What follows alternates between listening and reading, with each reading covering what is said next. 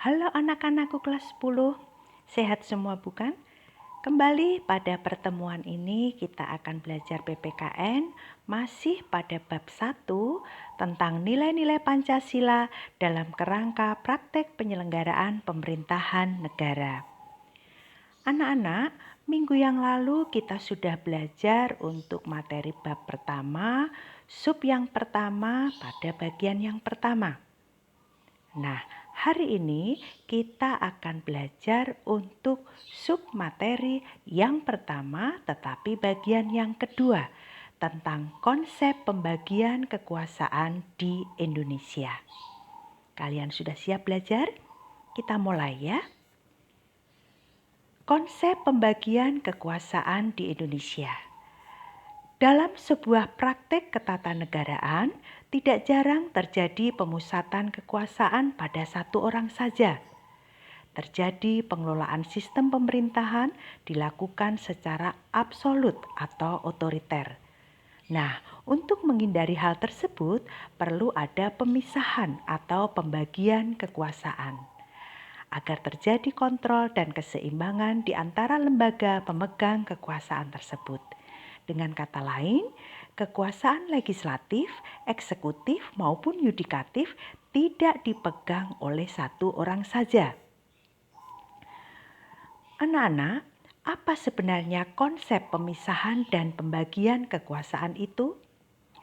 Kusnardi dan Ibrahim menyatakan bahwa istilah pemisahan kekuasaan atau separation of powers dan pembagian kekuasaan atau division of powers merupakan dua istilah yang memiliki pengertian berbeda satu sama lainnya.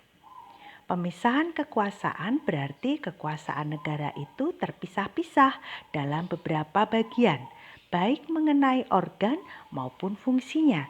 Dengan kata lain, lembaga pemegang kekuasaan negara yang meliputi lembaga legislatif, eksekutif, dan yudikatif merupakan lembaga yang terpisah satu sama lainnya, berdiri sendiri tanpa memerlukan koordinasi dan bekerja sama.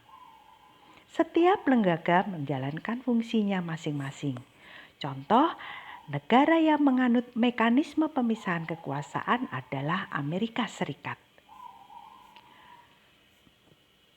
Berbeda dengan mekanisme pemisahan kekuasaan, di dalam mekanisme pembagian kekuasaan, maka kekuasaan negara itu memang dibagi-bagi dalam beberapa bagian. Ada eksekutif, legislatif, dan yudikatif, tetapi tidak dipisahkan. Hal ini membawa konsekuensi bahwa di antara bagian-bagian itu dimungkinkan ada koordinasi atau kerjasama.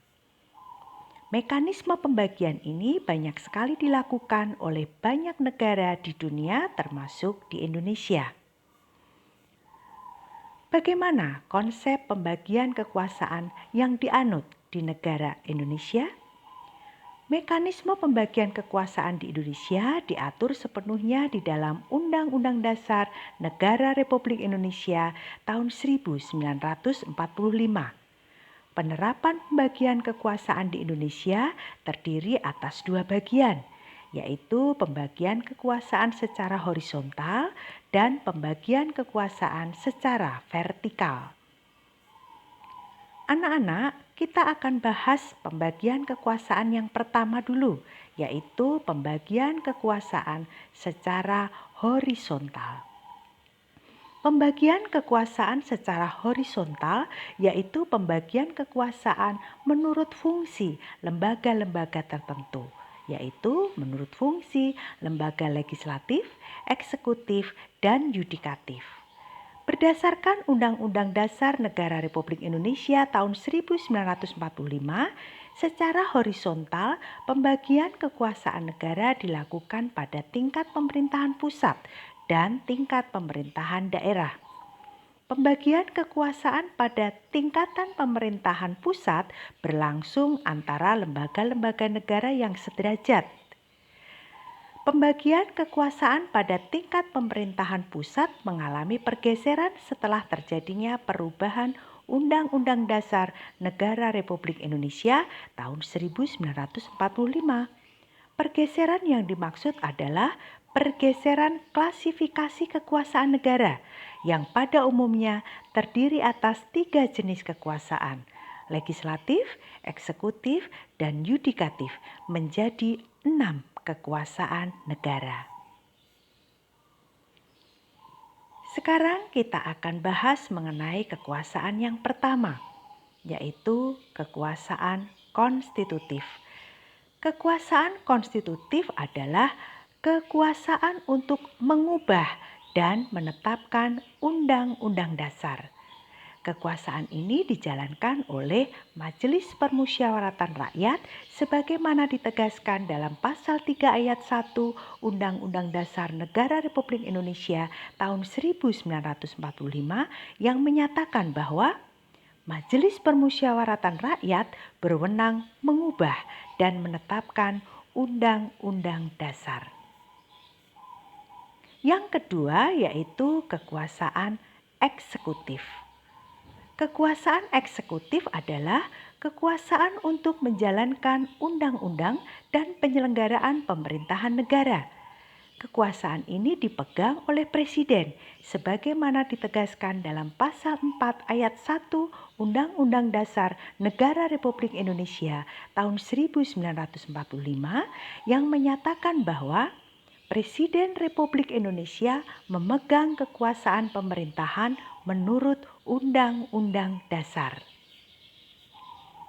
Yang ketiga adalah kekuasaan legislatif. Kekuasaan legislatif adalah kekuasaan untuk membentuk undang-undang.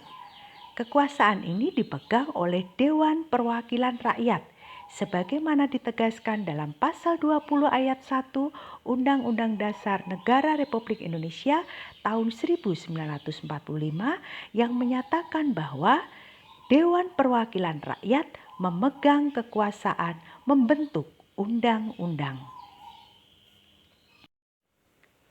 Baiklah anak-anak, kita lanjutkan untuk kekuasaan yang keempat, yaitu kekuasaan yudikatif atau disebut juga dengan kekuasaan kehakiman.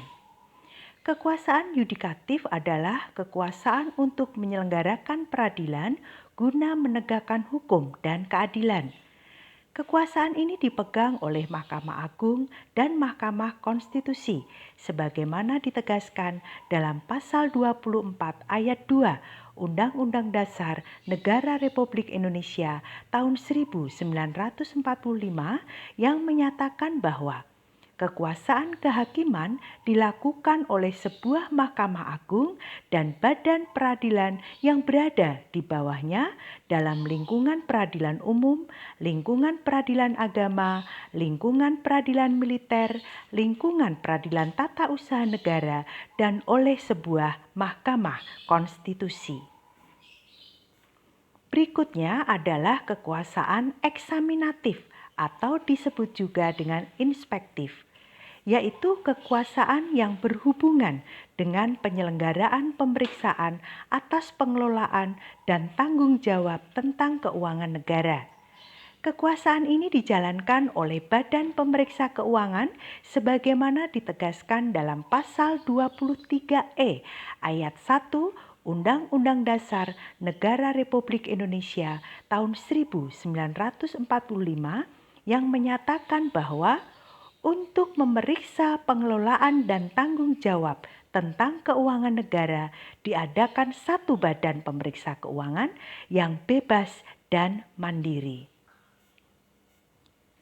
Anak-anak, untuk kekuasaan secara horizontal yang terakhir adalah kekuasaan moneter. Kekuasaan moneter adalah kekuasaan untuk menetapkan dan melaksanakan kebijakan moneter, mengatur dan menjaga kelancaran sistem pembayaran, serta memelihara kestabilan nilai rupiah.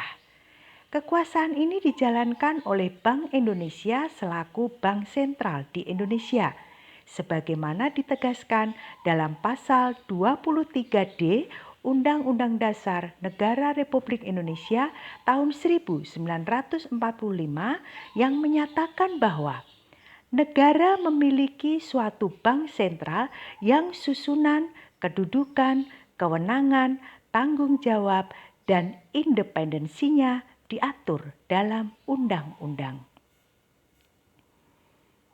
Anak-anak, pembagian kekuasaan secara horizontal pada tingkatan pemerintah daerah berlangsung antara lembaga-lembaga daerah yang sederajat, yaitu antara pemerintah daerah atau kepala wakil daerah atau wakil kepala daerah dengan Dewan Perwakilan Rakyat Daerah atau DPRD. Nah, pada tingkat provinsi, pembagian kekuasaan berlangsung antara pemerintah provinsi oleh gubernur atau wakil gubernur dan DPRD provinsi. Sedangkan pada tingkat kabupaten atau kota, pembagian kekuasaan berlangsung antara pemerintah kabupaten atau kota seperti bupati, wakil bupati atau wali kota dan wakil wali kota, serta dengan DPRD kabupaten atau DPRD kota. Anak-anak, untuk yang kedua kita akan belajar tentang pembagian kekuasaan secara vertikal. Pembagian kekuasaan secara vertikal merupakan pembagian kekuasaan berdasarkan tingkatannya, yaitu pembagian kekuasaan antara beberapa tingkatan pemerintah pada negara kita.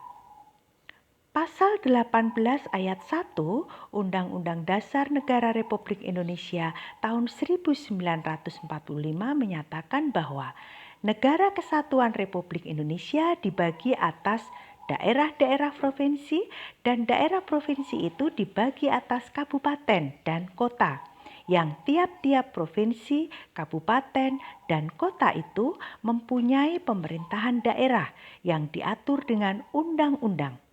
Berdasarkan ketentuan tersebut, pembagian kekuasaan secara vertikal di negara Indonesia berlangsung antara pemerintahan pusat dan pemerintahan daerah, atau pemerintahan provinsi dan pemerintahan kabupaten dan kota. Pada pemerintahan daerah berlangsung pula pembagian kekuasaan secara vertikal yang ditentukan oleh pemerintah pusat. Hubungan antara pemerintah provinsi dan pemerintah kabupaten atau kota terjalin dengan koordinasi, pembinaan dan pengawasan oleh pemerintah pusat dalam bidang administrasi dan kewilayahan. Nah, anak-anak, untuk pembagian kekuasaan secara vertikal muncul sebagai konsekuensi dari diterapkannya asas desentralisasi di Negara Kesatuan Republik Indonesia. Dengan asas tersebut, pemerintah pusat menyerahkan wewenang pemerintahan kepada pemerintah daerah otonom untuk mengurus dan mengatur sendiri urusan pemerintahannya di daerahnya, kecuali urusan pemerintahan yang menjadi kewenangan pemerintah pusat, yaitu kewenangan yang berkaitan dengan politik luar negeri, pertahanan, keamanan, justisi, agama, moneter, dan fiskal. Hal tersebut ditegaskan dalam pasal 18 ayat 5 Undang-Undang Dasar Negara Republik Indonesia tahun 1945 yang menyatakan bahwa pemerintah daerah menjalankan otonomi seluas-luasnya, kecuali urusan pemerintah yang oleh undang-undang ditentukan sebagai urusan pemerintah pusat. Nah, anak-anak, untuk refleksi pertemuan kita pada hari ini, setelah kalian mempelajari proses penyelenggaraan pemerintahan negara kita, kalian semakin memahami bahwa sikap positif warga negara terhadap proses penyelenggaraan pemerintahan yang sedang dijalankan mutlak diperlukan. Untuk kesimpulan pada pertemuan kita hari ini adalah, pada dasarnya, sistem pemerintahan yang ditetapkan di Republik Indonesia adalah sistem pemerintahan presidensial. Akan tetapi, terdapat perbedaan dalam hal operasionalisasi sistem pemerintahan, seperti yang tercantum dalam Undang-Undang Dasar Negara Republik Indonesia tahun 1945 sebelum perubahan, dengan yang tercantum dalam Undang-Undang Dasar Negara Republik Indonesia tahun 1945 sesudah perubahan. Undang-Undang Dasar Negara Republik Indonesia tahun 1945 menegaskan bahwa sistem pemerintahan Indonesia menganut sistem pembagian kekuasaan, bukan pemisahan kekuasaan. Pembagian kekuasaan di negara kita dilakukan dengan dua cara, yaitu secara horizontal atau pembagian kekuasaan negara antara lembaga-lembaga negara yang sederajat, dan vertikal, yaitu pembagian kekuasaan negara antara pemerintah kota dan pemerintah daerah atau provinsi atau kabupaten dan kota. Baiklah, untuk tugas mandiri kalian pada pertemuan kali ini adalah jelaskan mekanisme pembagian kekuasaan yang dilaksanakan di Indonesia. Nah, anak-anakku, cukup sekian dulu pertemuan kita pada hari ini. Tetap semangat, jaga kesehatan, terus belajar, dan sampai berjumpa pada pertemuan yang akan datang. Terima kasih.